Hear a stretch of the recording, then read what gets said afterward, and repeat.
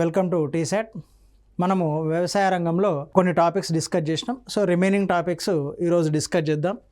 So దాంట్లో భాగంగా మనకు ప్రీవియస్ ఎగ్జామ్స్ని దృష్టిలో పెట్టుకొని కొన్ని ఇంపార్టెంట్ టాపిక్స్ని ఎక్కువగా ఫోకస్ చేయడం జరుగుతుంది.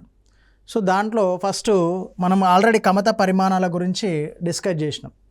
సో ఏవైతే ఉపాంతర small farmers, marginal farmers, so big farmers, ఉపాంత, చిన్న, మధ్య, పెద్ద రైతులు ఏవైతే ఉన్నారో వాటిని హెక్టార్ బేస్డ్గా డివైడ్ చేయడం జరిగింది. సో ఇక్కడ మనము ఈ కమతాలను ఎవరి ఆధీనంలో ఎక్కువగా ఉన్నాయి, సో ఏ క్యాస్ట్ బేస్డ్గా కమతాలను వర్గీకరించడం జరిగిందండి. సో సామాజిక వర్గాల వారిగా సో మనం దీన్ని వర్గీకరించడం జరిగింది. సో ఇది ఎందుకు అంటే మనకు ఈ రీసెంట్గా జరిగిన ఎగ్జామ్స్లో ఒక ఆర్థిక సర్వే ప్రకారము మనకు క్వశ్చన్ ఫ్రేమ్ చేసినప్పుడు అత్యధికంగా కమతాలు ఏ సామాజిక వర్గం ఆధీనంలో ఉన్నాయి అని చెప్పేసి అడగడం జరిగింది. సో రీసెంట్గా మనకు 22, 23 జరిగిన ఎగ్జామ్స్లో సో గ్రూప్ 1లో కూడా మనకు ఇలాంటి క్వశ్చన్స్ అడగడం జరిగింది. సో దాన్ని బేస్ చేసుకొని ఈ డేటాని మనం తీసుకోవడం జరిగింది.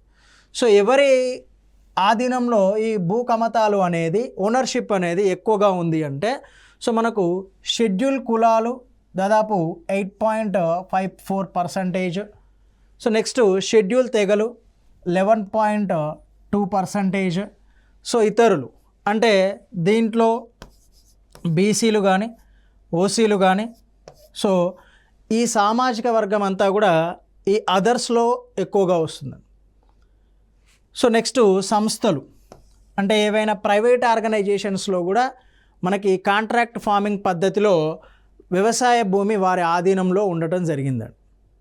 సో ఏదైనా ఆర్గనైజేషన్ కావచ్చు, అది ప్రైవేట్ ఆర్గనైజేషన్స్ కావచ్చు, గవర్నమెంట్ ఆర్గనైజేషన్స్ కావచ్చు, సో వాళ్ళ ఆధీనంలో కూడా కొంత భూమి అనేది ఉండటం జరిగింది. సో దాన్ని ఆధారంగా చేసుకొని మనము ఆ పర్సంటేజెస్ బేస్ చేసుకొని ఈ విధంగా వర్గీకరించడం జరిగింది. సో అత్యధికంగా ఎవరి ఆధీనంలో భూమి ఉంది అంటే సో ఇక్కడ ఇతరులు, అదర్స్, సో వీళ్ళ ఆధీనంలో భూమి అనేది ఎక్కువగా ఉంది అండి. సో వీరి తర్వాత అధికంగా భూమిని కలిగి ఉన్నవారు ఎవరు? షెడ్యూల్ తెగల వాళ్ళు అధికంగా ఉన్నారు. సో దాని తర్వాత షెడ్యూల్ కులాలు, సో దాని తర్వాత ఆర్గనైజేషన్స్ లేదంటే సంస్థలు. దీని ఆధారంగా చేసుకొని సో భూకమతాల యాజమాన్యము సామాజిక వర్గాల వారిగా ఆరోహణ క్రమంలో అమర్చండి అని చెప్పేసి అడగవచ్చు, లేదైనా అవరోహణ క్రమంలో అని చెప్పేసి అడగడానికి స్కోప్ ఉంటుంది. సో ఇక్కడ ఫస్ట్ ఇతరులు ఫస్ట్ వస్తుంది. సో నెక్స్ట్ ఎస్టీలు వస్తుంది. సో నెక్స్ట్ ఎస్సీస్ వస్తుంది. సో దాని తర్వాత మనకి ఆర్గనైజేషన్స్, సంస్థలు అనేవి వస్తాయి. ఇది పెద్ద నుండి చిన్న వరకు. సో చిన్న నుండి పెద్ద వరకు అంటే అది లేదు అంటే ఈ రెండింటిని బేస్ చేసుకొని స్టేట్మెంట్ల రూపంలో క్వశ్చన్ అడగడానికి ఉంటుందండి. దీన్ని జనాభాని లింక్ చేస్తూ క్వశ్చన్ అడగడానికి అవకాశం ఉంటుంది. ఓకే, సో షెడ్యూల్ కులాల ఆధీనంలో భూ కమతాల పరిమాణం అనేది ఎక్కువగా ఉంది. ఏ స్టేట్మెంట్? సో షెడ్యూల్ తెగల ఆధీనంలో భూ కమతాల పరిమాణం ఎక్కువగా ఉంది యాజమాన్య పరంగా. క్వశ్చన్ మెన్షన్ ఎట్లా చేస్తాడు అంటే సో యాజమాన్య పరంగా ఈ మెన్షన్ చేసుకుంటూ ఈ రెండు స్టేట్మెంట్లను అడుగుతాడు. సో భారతదేశంలో యాజమాన్య పరంగా భూకమతాల పరిమాణము అని ఏ స్టేట్మెంట్? షెడ్యూల్ కులాల ఆధీనంలో, షెడ్యూల్ తెగల ఆధీనంలో అని చెప్పేసి ఇస్తాడు. ఈ నెంబర్స్ని డైరెక్ట్గా ఇవ్వచ్చు, లేదంటే ఈ నెంబర్స్ని తీసేసి సో షెడ్యూల్ కులాల ఆధీనంలో షెడ్యూల్ తెగల కంటే ఎక్కువగా ఉంది ఇలాంటి స్టేట్మెంట్లు అయినా ఇవ్వచ్చు అండి. ఈ రెండింటిని కలిపి ఒక స్టేట్మెంట్ రూపంలో ఇవ్వచ్చు. ఓకే, సో కమత పరిమాణం. ఓకే, కమత పరిమాణం చూసినాం మనం. కమత పరిమాణం అనేది తగ్గుకుంటూ వస్తుంది. 1.15 ఉన్నది 1.08 హెక్టార్లకి మనకు రావడం జరిగింది. సో కమతాలు ఎవరి ఆధీనంలో ఎక్కువగా ఉన్నాయి అనేది కూడా మనం చూడడం జరిగింది. సో నెక్స్ట్ ఈ వ్యవసాయ ఉత్పాదకత. దీంట్లో మనకు ఉత్పాదకత అనేది ఇంపార్టెంట్, దిగుబడి, రైట్? సో ఉత్పాదకత ఈజ్ నథింగ్ బట్ దిగుబడి. ఇది చాలా ఇంపార్టెంట్. సో వాటి యొక్క డెఫినేషన్స్ కనుక తీసుకుంటే మొత్తం విస్తీర్ణంలో పండే పంట మొత్తాన్ని వ్యవసాయ ఉత్పత్తి అని చెప్పేసి అంటారు. సో ఎంతైతే మనము సాగు చేస్తామో ఆ సాగు భూమిలో ఒక పంటను పండిస్తే సో దాంట్లో నుంచి వచ్చే ఉత్పత్తిని ఏమంటారు అంటే మొత్తం వ్యవసాయ ఉత్పత్తి అని చెప్పేసి పిలుస్తారు. అలా కాకుండా ఉత్పాదకత, ఇది ప్రొడక్టివిటీకి సంబంధించింది. ఉత్పాదకత సపోజ్ మీకు ఇక్కడ ఒక 2 హెక్టార్ల భూమి కానీ లేదంటే 1 హెక్టార్ భూమి కానీ ఉంది, లేదంటే 1 ఎకరం భూమి ఉంది అనుకోండి. 1 ఎకరం భూమి ఉంది. ఈ 1 ఎకరం భూమిలో మీరు ఏదైనా పంటను పండించు, అది ఆహార పంట కావచ్చు, వాణిజ్య పంట కావచ్చు, పండించడం జరిగిందండి. సో మీకు ఏమవుతుంది అంటే దీంట్లో నుంచి దిగుబడి వస్తుంది కదా. ఈ 1 ఎకరంలో మీరు సపోజ్ వరిని పండించులు అనుకోండి. వరిని పండిస్తే నేను ఉదాహరణ చెప్తున్నాను, ఇక్కడ 50 బస్తాల వరి వచ్చింది అనుకోండి. 50 బస్తాల వరి వచ్చింది. ఎప్పుడు? ఇది 2010-11 ఆ టైంలో. ప్రస్తుతం మనం ఈ రసాయనాలను ఎక్కువగా ఉపయోగిస్తున్నాం కాబట్టి సపోజ్ సో దిగుబడి అనేది పెరగొచ్చు, తగ్గొచ్చు, అక్కడున్న పరిస్థితులు అనేవి డిఫరెంట్గా ఉంటాయి. కాబట్టి సపోజ్ 2023-24కి సో ఆ బస్తాల దిగుబడి అనేది 60 బస్తాలుగా ఉంది. వరి దిగుబడి అనేది 60 బస్తాలుగా ఉంది. దీన్ని ఏమంటారు అంటే ఈ 50 బస్తాలను ఉత్పాదకత అంటారు. సో 1 హెక్టార్ విస్తీర్ణంలో పండే పంటను ఉత్పాదకత అంటారు. ఎంత పంట పండుతుంది, ఎంత విస్తీర్ణంలో పండుతుంది అనేది డిఫరెంట్. 1 హెక్టార్లో ఎన్ని బస్తాలు వస్తున్నాయి, ఎంత ఉత్పత్తి అవుతున్నది అనే దాన్ని మనం ఉత్పాదకతగా పిలవటం జరుగుతుంది. సో 50 బస్తాలు వస్తుంది, అక్కడ సగటు ఉత్పాదకత ఎంత? 50 బస్తాలు. సో అది 2023-24లో సగటు ఉత్పాదకత ఎంత? 1 హెక్టార్కి 60 బస్తాలు. ఇది ఉదాహరణ అండి, మీకు అర్థం కావడానికి ఉదాహరణ తీసుకొని చెప్పిన నేను. ఓకే, సో ఇది మనకు 1950 స్వాతంత్ర అనంతరం మనము ఈ క్రైసిస్ కరువులో ఉండేదండి. సో ఆహార ధాన్యాల ఉత్పత్తి తక్కువగా ఉండేది. ప్రతిదీ కూడా మనం వేరే దేశాలపైన ఆధారపడి దిగుబడి చేసుకోవడం జరిగింది. సో 1950 దశకంలో వ్యవసాయ ఉత్పాదకత అనేది తక్కువగా ఉండేది. సో మనం ఏదైతే మాట్లాడుకున్నామో భారత ఆహార ధాన్యాల దిగుమతి దేశంగా ఉండేదండి. సో దాని తర్వాత మనకు హరిత విప్లవము అనే దాన్ని మనం దీన్ని డిస్కస్ చేస్తాము. హరిత విప్లవము అనేది ప్రవేశపెట్టడం మూలంగా ఎప్పుడైతే భారతదేశంలో హరిత విప్లవం ప్రవేశపెట్టిలో సో అప్పుడు ఏమైంది అంటే ఉత్పాదకత అనేది ఏదైతే ప్రొడక్టివిటీ అన్నదో ఆ ఉత్పాదకత అనేది పెరిగిందండి. అంటే 1 హెక్టార్కి 50 కేజీల నుంచి 60 కేజీలు అంటే ఉత్పాదకత ఎంత పెరిగింది అంటే 10 కేజీల ఉత్పాదకత పెరిగింది. దానికి గల ప్రధాన కారణం ఏంటి అంటే హరిత విప్లవం అండి. మీకు ఈ ఎగ్జాంపుల్ని స్టేట్మెంట్ రూపంలో అడగడానికి స్కోప్ ఉంటుందండి. ఓకే, సో 1950-51లో భారతదేశంలో 1 హెక్టార్కు ఉత్పాదకత తక్కువగా ఉండేది. సో 2021-22లో ఉత్పాదకత అనేది ఎక్కువగా ఉంది. ఇదొక స్టేట్మెంట్ అడగొచ్చు. స్టేట్మెంట్ల రూపంలో ఉత్పాదకతకు సంబంధించి స్టేట్మెంట్ల రూపంలో అడుగుతాడండి. ఉత్పాదకతనే అడుగుతాడు, దిగుబడి అనే అర్థమయ్యే విధంగా అడగడండి. సో టెర్మినాలజీ ఎకానమీలో ఇంపార్టెంట్ అని ఎందుకు చెప్తున్నాము అంటే వాడు డైరెక్ట్ ఉత్పాదకత అంటాడు. సో మనం చదువుకోవడం ఏంటి అంటే ఈ నార్మల్ బుక్లో దిగుబడి అని ఉంటుంది. సో ఉత్పాదకత 1950-51లో 1 హెక్టార్ నుంచి వచ్చేది 668 కేజీలు ఉంటే సో అది 2809 కేజీలుగా పెరిగింది. రైట్. సో 1951లో సపోజ్ ఇది వరికి సంబంధించింది, ఇది గోధుమలకు సంబంధించింది. 714 కేజీలు ఉంటే 3507 కేజీలుగా ఉన్నదండి ప్రస్తుతం. సో ఉత్పాదకత అనేది పెరుగుతూ వస్తుంది. దీన్ని స్టేట్మెంట్ల రూపంలో అడగొచ్చు, దీన్ని మిక్స్ చేసుకొని అడగొచ్చు. 1950-51లో భారతదేశంలో వ్యవసాయ ఉత్పాదకత అనేది తక్కువగా ఉంది. రైట్. సో 2020-21లో వ్యవసాయ ఉత్పత్తి అనేది ఎక్కువగా ఉంది. ఈ రెండింటిని కంపేర్ చేస్తూ కూడా అడగొచ్చండి. లేదు అంటే దీన్ని ఒకటే స్టేట్మెంట్ రూపంలో ఏం అడుగుతాడు అంటే గత దశాబ్ద కాలంగా భారతదేశ వ్యవసాయ రంగంలో ఉత్పాదకత అనేది పెరుగుతూ ఉంది అని చెప్పేసి అడుగుతాడు. ఉత్పాదకత పెరుగుతుంది, ఇలాంటి క్వశ్చన్లు అయినా అడగవచ్చు. సో గత 5 సంవత్సరాల నుండి అడగవచ్చు. లేదు ఈ 5 దశాబ్దము అని కాకుండా వాడు ఈ ప్లేస్లో మనకి హరిత విప్లవము అని చెప్పేసి అడగవచ్చు. హరిత విప్లవ ప్రభావం వలన భారతదేశ వ్యవసాయ రంగంలో ఉత్పాదకత పెరుగుతుంది అని చెప్పేసి అయినా మనకు అడగడానికి స్కోప్ ఉంటుంది. సో ఉత్పాదకత అనేది చాలా ఇంపార్టెంట్. మనం సర్ప్లస్గా తయారైనాం, సో కొంత మిగులును సాధించుకొని ఎగుమతి చేసే స్థాయికి వెళ్ళినాము అంటే దానికి గల ప్రధాన కారణం హరిత విప్లవం. సో దాన్ని బేస్ చేసుకొని క్వశ్చన్ అడగడానికి ఆస్కారం ఉంటుంది. సో నెక్స్ట్ మొత్తం ఆహార పంటలు. మనకు ఆహార పంటలు అంటే ఏవైతే మనకు తినడానికి అనుకూలంగా ఉంటాయో వాటిని ఏమంటారు అంటే ఆహార పంటలు అని చెప్పేసి అంటాం. సో కొన్ని చోట్ల ఆహార పంటలు, కొన్ని చోట్ల వాణిజ్య పంటలు, అది డిఫరెంట్గా ఉంటుంది. సో భారతదేశంలో ఎక్కువ మొత్తంలో ఆహార పంటలుగా వేటిని చూస్తారు అంటే వరి, గోధుమ, పప్పు ధాన్యాలు. సో ఆ పప్పు ధాన్యాల్లో మనకు రకరకాల పప్పు ధాన్యాలు ఉంటాయి, పెసర్లు అని, మినుములు అని, సరే రైట్. సో డిఫరెంట్ పప్పు ధాన్యాలు అనేవి ఉంటాయి. సో దాంట్లో ఈ ఆహార పంటల్లో మనకు మొత్తంలో ఎక్కువ భాగం వేటిని పండిస్తున్నారు అంటే ఈ ఆహార పంటలనే పండిస్తున్నారు. సో దేశం మొత్తం మీద పంట భూమిలో 3/4 వంతు ఏవి ఆక్రమిస్తున్నాయి అంటే మనకు ఆహార పంటలే ఆక్రమిస్తున్నాయి. దీని నుంచి కూడా స్టేట్మెంట్ రూపంలో క్వశ్చన్ తీసుకోవచ్చండి. సో భారతదేశంలో సాగు భూమిలో సో ఎక్కువ భాగం ఎక్కువ శాతం ఆహార పంటలు ఆక్రమిస్తున్నాయి అని చెప్పేసి స్టేట్మెంట్ రూపంలో ఇవ్వచ్చు.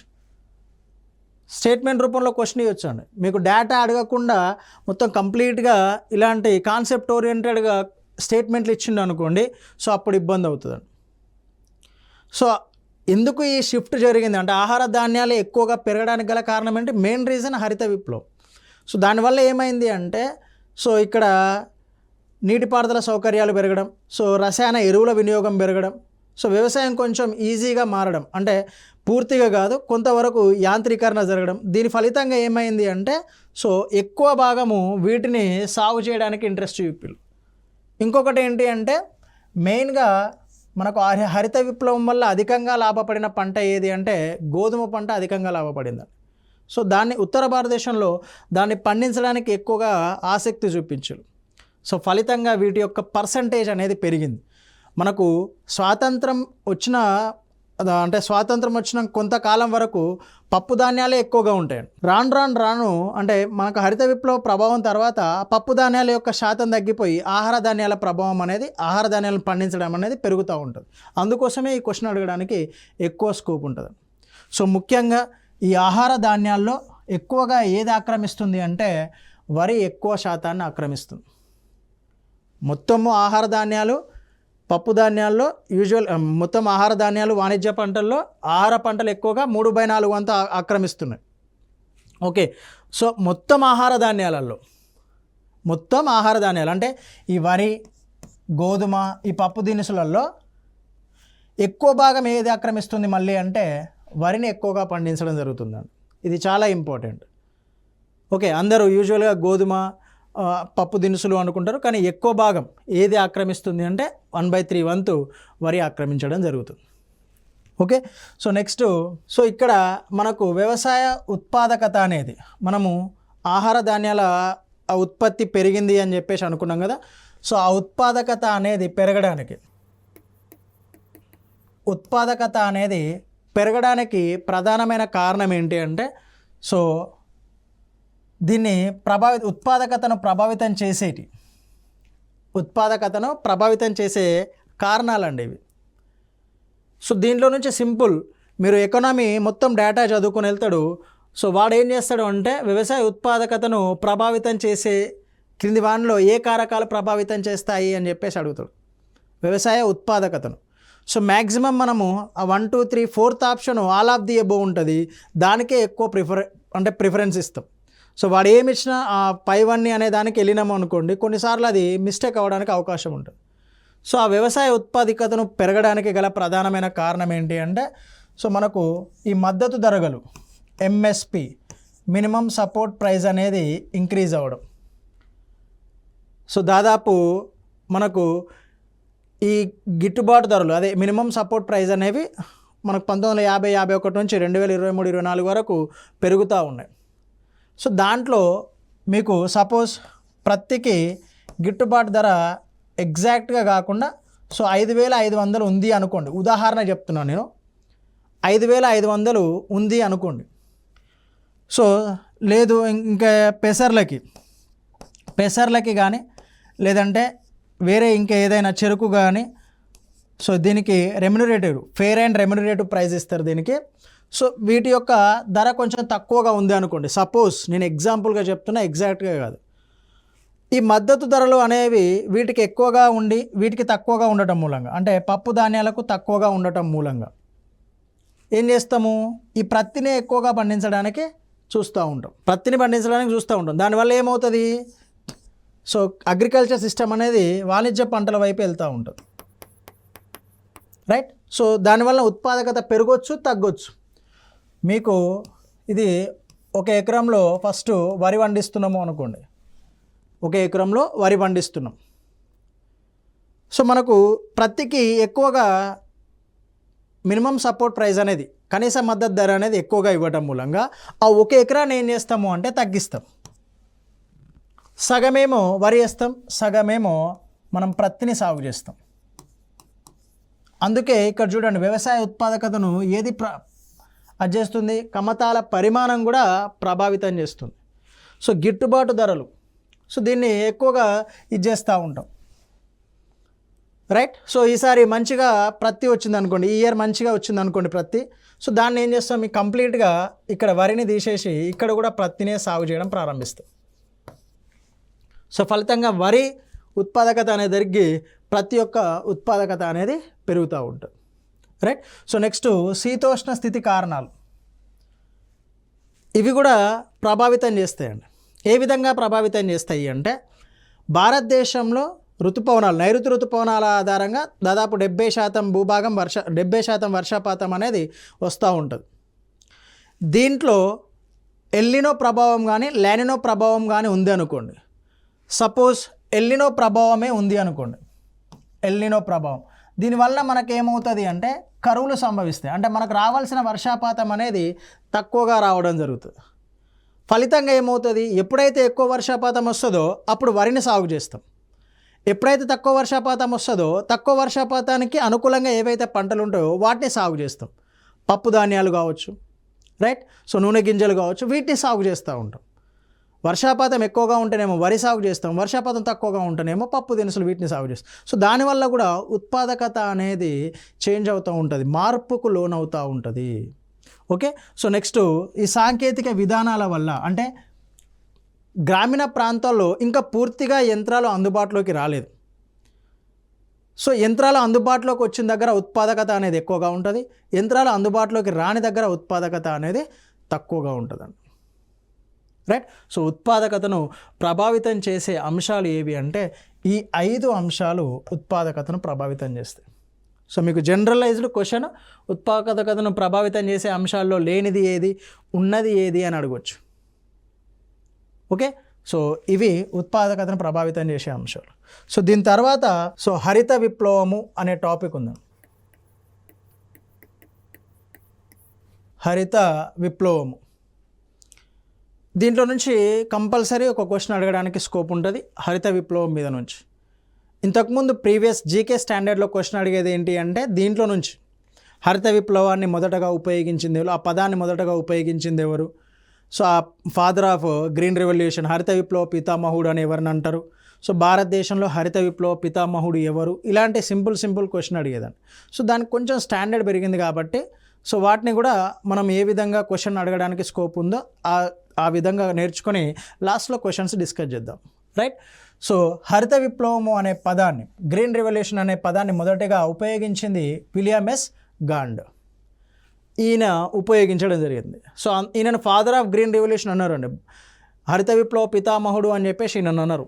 సో హరిత విప్లవ పితామహుడు అని చెప్పేసి ఎవరిని అంటారు అంటే నార్మన్ బోర్లాగ్ని హరిత విప్లవ పితామహుడిగా పిలవడం జరుగుతుంది.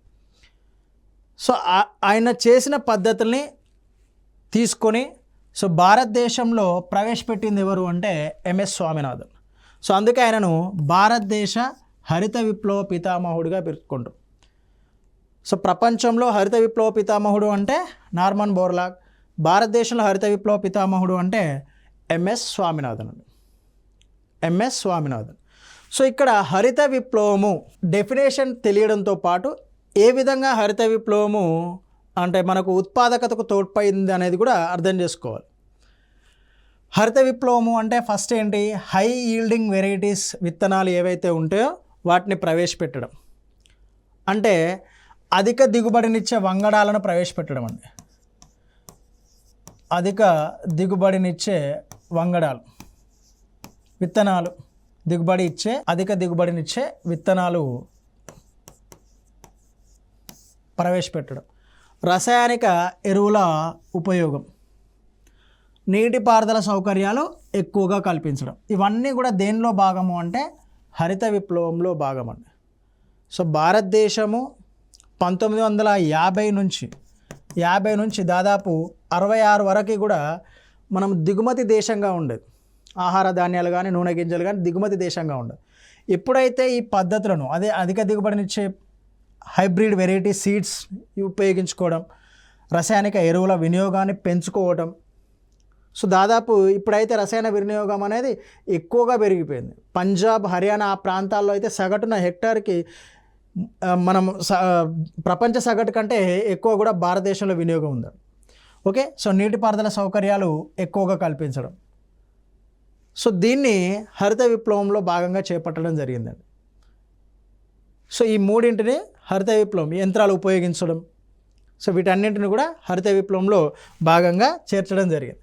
సో దాని ఫలితంగా అంటే భారతదేశంలో దీని ఫలితంగా ఏమైంది అంటే మనకు నేను ఇందాక చెప్పినట్టు సో 3వ పంచవర్ష ప్రణాళిక కాలంలో మనకు మొదటి పంచవర్ష ప్రణాళిక వ్యవసాయ రంగానికి సంబంధించి, 2వ పంచవర్ష ప్రణాళిక పారిశ్రామిక రంగానికి సంబంధించింది, అంటే ఎక్కువగా పరిశ్రమలను స్థాపించడం జరిగింది.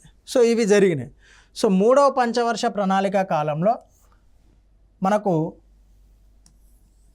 1965-66 ఆ టైంలో ఏంటి అంటే కరువు పరిస్థితులు ఉండేటి అండి భారతదేశంలో. మనము వ్యవసాయ రంగం పరంగా, దాంతోపాటు ఆ టైంలో ప్రధానమంత్రులు చనిపోవడం మూలంగా, సో దానితో పాటు ఈ చుట్టుపక్కల నైబర్ కంట్రీస్ ఏవైతే ఉన్నాయో పాకిస్తాన్, చైనా ఈ యుద్ధ సమయం ఉండేది. సో ఇలాంటి పరిస్థితుల కారణంగా మనకు తీవ్రమైన కరువు పరిస్థితులు ఉన్నాయి. సో దాంతో ఏం చేసినాము అంటే ఈ 1965-66 టైంలోనే 1965-66 టైంలోనే మనము ఈ హరిత విప్లవాన్ని ప్రవేశపెట్టడం జరిగిందండి.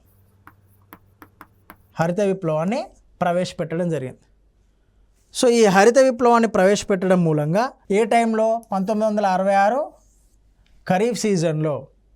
సో దేనికోసం ప్రవేశపెట్టినాము అంటే వ్యవసాయంలో సెల్ఫ్ రిలయన్స్, ఏదైతే స్వయం సమృద్ధి సాధించాలనే లక్ష్యంతో హరిత విప్లవం, దీన్నే నూతన వ్యవసాయ వ్యూహము అని చెప్పేసి పిలుస్తారు. నూతన వ్యవసాయ విప్లవం, దీన్ని ప్రవేశపెట్టడం జరిగిందండి. ఇక్కడ నుంచి క్వశ్చన్ ఏ విధంగా ప్రీవియస్గా అడిగిండు అంటే ఏ సంవత్సరంలో భారతదేశంలో హరిత విప్లవాన్ని ప్రవేశపెట్టడం జరిగింది అన్నాడు. భారతదేశంలో హరిత విప్లవాన్ని ప్రవేశపెట్టడం జరిగింది. సో ఏ సంవత్సరంలో 1966 ఖరీఫ్ సీజన్లో ప్రవేశపెట్టడం జరిగింది. సో అది ప్రవేశపెట్టిన తర్వాత అంటే ఏవైతే మనకు ఈ 3 కాంపోనెంట్స్ ఉన్నాయో వీటిని ఉపయోగించుకుంటూ హరిత విప్లవాన్ని ప్రవేశపెట్టడం వల్ల ఏమంది అంటే ఆహార ధాన్యాల ఉత్పత్తి అనేది పెరిగిందండి. ఆహార ధాన్యాల ఉత్పత్తి పెరిగింది. సో ఎలా పెరిగింది మీరు చూడండి. 1960-61 అంటే హరిత విప్లవానికి అంటే ముందు 35 మిలియన్ టన్నులు ఉండేవి. ఆహార ధాన్యాల ఉత్పత్తి ఎంత? 35 మిలియన్ టన్నులు. సో ప్రస్తుతం 2023-24 నాటికి ఆహార ధాన్యాల ఉత్పత్తి ఏమైంది? 136.7 మిలియన్ టన్నుల స్థాయికి పెరిగిందండి. వీడు ఇక్కడ నుంచి క్వశ్చన్ ఇచ్చేటప్పుడు ఏ విధంగా ఇస్తాడు అంటే 3 టైమ్స్ అంటే 3 రెట్లు, 4 రెట్లు ఇలాంటి ఇస్తాడండి. మీరు ఎగ్జాక్ట్ ఫిగర్స్ ఇవ్వకపోవచ్చు, 5 రెట్లు,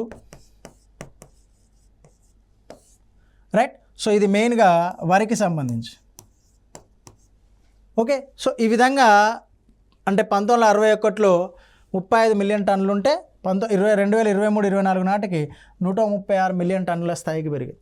సో దానితో పాటు ఇంకేం పెరిగింది? సో వాణిజ్య పంటల ఉత్పత్తిలో కూడా పెరిగిందండి. వాణిజ్య పంటల ఉత్పత్తి అంటే ప్రత్తి కావచ్చు, పొగాకు కావచ్చు. సో మనం ప్రత్తిలో ఆల్మోస్ట్ ఏంటి అంటే ఫస్ట్ ప్రపంచానికి పరిచయం చేసింది మనమే. సో దీన్ని ఎగుమతి కూడా చేస్తున్నాం. ఓకే, సో ప్రత్తి, పొగాకు, సో ఏవైతే పంటలు ఉన్నాయో చెరుకు, మిర్చి, సో ఈ వాణిజ్య పంటలని ఈ ఎక్కువ దిగుబడినిచ్చే వంగడాలను ఉపయోగించడం మూలంగా వీటి యొక్క ఉత్పత్తి అనేది గణనీయంగా పెరిగింది. ఎలా పెరిగింది చూడండి. సో ఇది హరిత విప్లవం కంటే ముందు 1960-61 టైంలో ఈ పంటల యొక్క ఉత్పత్తి 110 మిలియన్ టన్నులు. సో మెయిన్గా దేని గురించి మాట్లాడుతుండు అంటే చెరుకు గురించి మాట్లాడుతాం. సో మిలియన్ టన్నులు ఉన్న చెరుకు ఉత్పత్తి 2023-24లో 442.5 మిలియన్ టన్నులకు పెరిగిందండి. సో మెయిన్గా నీటిపారుదల సౌకర్యాలు, యాంత్రీకరణ, వీటిని హరిత విప్లవంలో కాంపోనెంట్స్ను ఉపయోగించుకోవడం మూలంగా చెరుకు ఉత్పత్తి అనేది పెరిగింది. సో దానితో పాటు మనకు నూనె గింజల ఉత్పత్తి కూడా పెరిగిందండి. నూనె గింజల ఉత్పత్తి ఏదైతే ఉందో సో ఆ నూనె గింజల ఉత్పత్తి కూడా పెరిగింది. మీకు ఇక్కడ క్వశ్చన్ ఇదే ఫ్రేమ్ చేసుకొని అడగవచ్చు, బట్ ఇయర్స్ ఇవ్వకపోవచ్చు. ఏ విధంగా అడుగుతాడు అంటే 110, 442, సో 3 టైమ్సా 4 టైమ్సా ఈ విధంగా క్వశ్చన్ చేయడానికి ఆస్కారం ఉంటుంది. సో లెట్స్ కమ్ టు నూనె గింజలు. సో 1960-61లో 7 మిలియన్ టన్నులుగా ఉన్న నూనె గింజల యొక్క ఉత్పత్తి 2023-24 వచ్చేసరికి 39.6 మిలియన్ టన్నులకు పెరిగింది. సో ఆల్మోస్ట్ 42 అంటే 6 times, so 5.5 times, nearly 6 times పెరిగిందండి. 7 మిలియన్ టన్నుల నుంచి 39.6 అంటే 6 రెట్లు పెరిగింది. ఈ విధంగా అడుగుతాడు. హరిత విప్లవం కంటే ముందు నూనె గింజల ఉత్పత్తి, హరిత విప్లవం తర్వాత నూనె గింజల ఉత్పత్తికి 6 రెట్లుగా ఉంది అని చెప్పేసి అడగవచ్చు. సో డేటా ఇవ్వద్దు అంటే వాడు టైమ్స్ బేస్ చేసుకొని అడుగుతాడు. డేటా ఇవ్వాలి అంటే ఎగ్జాక్ట్గా ఈ ఫిగర్స్నే మెన్షన్ చేసుకొని అడుగుతాడు. సో భారతదేశంలో హరిత విప్లవం అనేది ఒక గణనీయమైన మార్పును తీసుకొచ్చింది వ్యవసాయ రంగంలో. మనం స్వయం సమృద్ధి సాధించినాము అంటే దానికి గల ప్రధాన కారణం హరిత విప్లవం భారతదేశంలో ఇంట్రడ్యూస్ చేయడం.